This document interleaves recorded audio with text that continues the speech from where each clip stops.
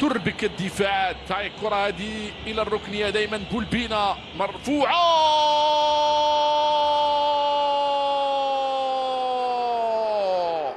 إنه يطو يفتتح باب التسجيل.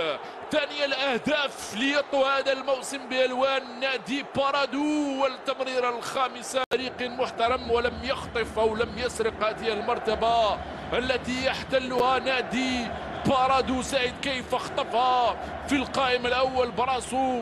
الرقابة الدفاعية لم تكن محكمة على يطو، عكس الكرة مباشرة نسيم داخل شباك زغبة مصطفى الذي بقي يتفرد لمصلحة دفاعات الشباب. رؤوف بن غيتي يسددها بقوة، رؤوف وفراحي في المكان المناسب.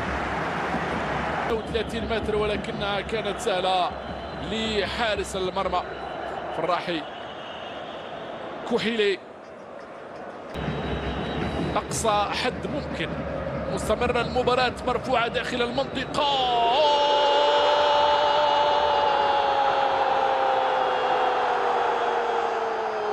حضر الهداف محيوس، حضر أو على الجهة اليمنى. ما عليك سوى انتظار التوزيعة، ذلك الذي حدث.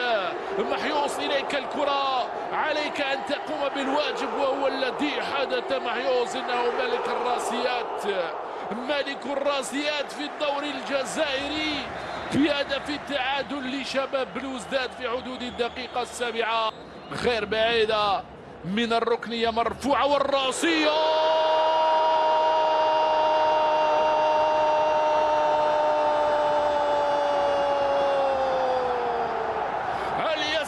هكذا أصبح يقترب أكثر من بولبينا عادل، الأكثر متابعة للكرة، ومحيوس الأكثر لعب للكرة.